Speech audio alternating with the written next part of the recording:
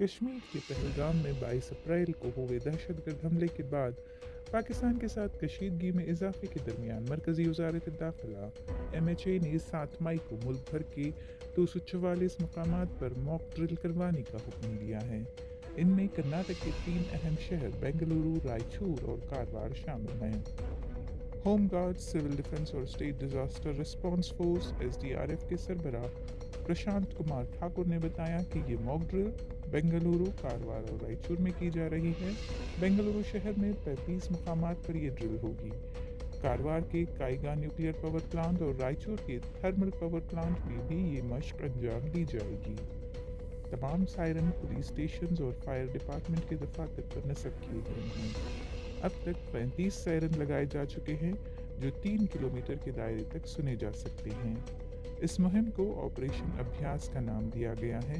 ये मशक शहरियों और तलबा को किसी भी मुमकिन दुश्मन हमले की सूरत में खुद को महफूज रखने की तरबियत देने और तनसीबात को छुपाने के तरीक़ों पर मरकूज होंगे।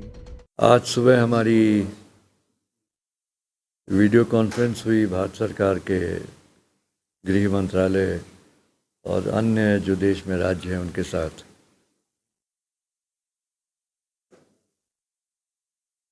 उसमें मॉक ड्रिल हम कल शाम या कल दोपहर कह सकते हैं 4 बजे से मॉक ड्रिल शुरू होगा। कर्नाटक में हमने 3 जगह आइडेंटिफाई किया हुआ है गवर्नमेंट के सर्कुलर के हिसाब से। तो वो 3 जगह हैं बेंगलोर शहर, दूसरा है कारवार ज़िला जहाँ कायगा न्यूक्लियर पावर प्लांट है जो कि बहुत ही हैज़ार्डस एक परिस्थिति पैदा कर सकती है, और तीसरा है रायचूर थर्मल पावर स्टेशन जहाँ की अगर कोई अटैक या एक इमरजेंसी या एयर स्ट्राइक होता है,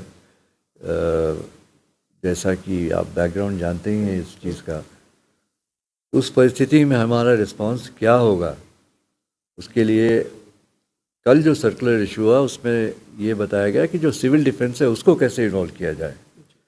आज जो मीटिंग हुई उसमें हमने ये पाया कि सिर्फ सिविल डिफेंस से नहीं होगा। इसमें जैसे पुलिस है, मेडिकल इमरजेंसी सर्विसेज हैं, होम गार्ड्स हैं, मतलब जो भी हमारे पास रिसोर्सेज हैं सबको एक साथ सम्मिलित करके उसका उपयोग करना पड़ेगा। क्योंकि सिविल डिफेंस का जो जन्म है वो 1971 के वॉर के समय बनाया गया था।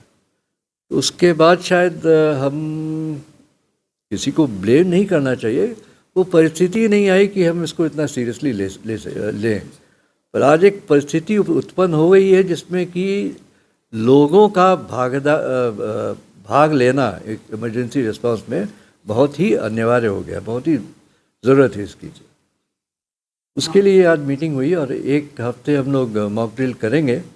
उसके बाद पता चलेगा कि हमारी डेफिशिएंसी कहाँ है, हमारा स्ट्रॉन्ग पॉइंट कहाँ है, कहाँ क्या क्या ज़रूरतें हैं हमारी, वो हम सरकार के पास रखेंगे और इस पे चर्चा करके। सर बेंगलुरु और ये जो सायरन का मेन एजेंडा है सर, यहाँ पे बेंगलुरु में सायरन है आपके लिए, कायगा में है और रायचूर में भी है जी। लेकिन दूसरे डिस्ट्रिक्ट में अगर ऐसी जगह पे हमारे पास सौर शक्ति जो प्रोड्यूस करते हैं वहाँ पे भी है। जी हाँ, तो हमने बात तीन ही जिलों की क्योंकि ये लिस्ट में है। इसके अलावा भी जैसे जहाँ जहाँ मेजर इंडस्ट्रीज़ हैं, जैसे उदाहरण के तौर पे मैं देता हूँ आपको, मैंने थोड़े दिन पहले इंस्पेक्शन पे गया था, तो जिंदल स्टील है, उनका अपना ही है। हमारे जो जैसे सिटी में है उनका रेंज मुश्किल से 3 किलोमीटर है, उनका 5 से 7 किलोमीटर का रेंज है। क्योंकि उनके यहाँ अगर कोई विस्फोट होता है, उनके यहाँ अटैक होता है, तो उसका जो इम्पैक्ट है बहुत ज़्यादा होता है। इसी तरह हर एक जगह, मतलब पुलिस और फायर स्टेशन या पुलिस स्टेशन के ऊपर शायद सायरन नहीं होगा हर एक ज़िले में, हर एक जगह, और जहाँ जहाँ सेंसिटिव इंस्टॉलेशन हैं वहाँ उन्होंने अपनी अपनी व्यवस्था की हुई है। जी हाँ, वो 35 जगह का है लिस्ट, आपको डॉक्टर चेतन शेयर कर लेंगे आपसे।